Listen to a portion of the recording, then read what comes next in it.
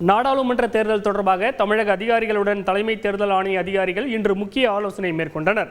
இதனிடையே கூட்டணி தொடர்பாக அதிமுக மற்றும் பாஜகவுடன் பாமக தனித்தனியே பேச்சுவார்த்தை நடத்தி வருவதாக தகவல் வெளியாகியுள்ளது. தகவல்களை விவரிக்கின்றனர் செய்தியாளர்கள் பிரகாஷ் மற்றும் பாஸ்கரன். நாடாளுமன்ற தேர்தலை முன்னிட்டு கனிமொழி எம்பி தலைமையிலான திமுக தேர்தல் அறிக்கை தயாரிப்பு குழு தூத்துக்குடியை தொடர்ந்து இரண்டாவது நாளாக இன்று நாகர்கோவிலில் பொதுமக்களை சந்தித்து கருத்துக்களை கேட்டறிந்தது.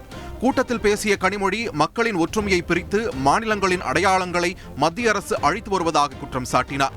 மத கலவரத்தையோ ஜாதி பிரச்சனைகளையோ தூண்டி அங்கே அதில் அரசியல் செய்யலாம் என்ற நிலைப்பாடு உடையவர்கள்தான் அவர்கள். இதேபோல் அதிமுக தேர்தல் அறிக்கை குழுவினரும் இன்று விழுப்புரம் மண்டலத்தில் பல்வேறு சங்கத்தினரை சந்தித்து கருத்துக்களை கேட்டறிந்தனர். இந்த சூழலில் பாஜகவுடன் கூட்டணி அமைப்பது குறித்து பாமக தலைவர் அன்புமணி ராமதாசுடன் தமாக தலைவர் ஜி.கே. வாசன் பேச்சுவார்த்தை நடத்தியதாக தகவல் வெளியானது.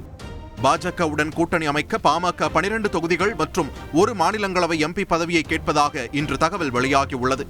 எனினும் 7 இடங்களை ஒதுக்கீடு செய்ய பாஜக முன்வருவதாகவும் இதனால் கூட்டணியில் இழுபறி நீடிப்பதாகவும் கூறப்படுகிறது.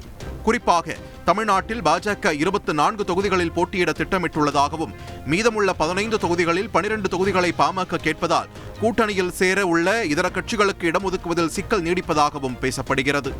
மறுபக்கம் பாமக நிறுவனர் ராமதாஸை அதிமுக முன்னாள் அமைச்சர் சி.வி. சண்முகம் நேற்று இரவு சந்தித்து ஆலோசனை நடத்தியுள்ளார். செய்தியாளர் பிரகாஷ் வழங்கும் கூடுதல் தகவல். இது ஒரு மரியாதை நிமித்தமான சந்திப்பு என்று இரண்டு தரப்பிலும் சொல்லப்பட்டாலும் கூட்டணி அமைப்பதற்கான முதற்கட்ட பேச்சுவார்த்தையாகவே இந்த சந்திப்பு பார்க்க தோணுவதாக அரசியல் வட்டாரங்கள் தெரிவிக்கின்றன. நாடாளுமன்ற தேர்தலுக்கான முன்னேற்பாடுகள் தொடர்பாக சென்னை தலைமைச் செயலகத்தில் தமிழக தலைமை தேர்தல் அதிகாரி சத்யபிரதா சாஹுவுடன் இந்திய தலைமை தேர்தல் ஆணைய அதிகாரிகள் இன்று ஆலோசனை நடத்தினர்.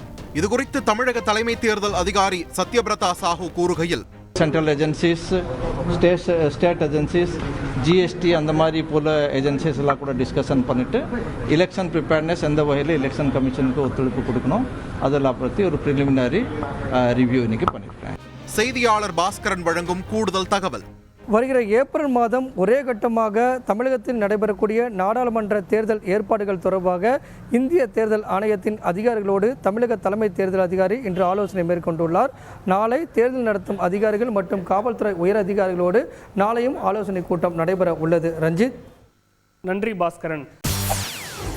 செய்திகளை உடனுக்குடன் தெரிந்து கொள்ள உடனே சப்ஸ்கிரைப் பண்ணுங்க.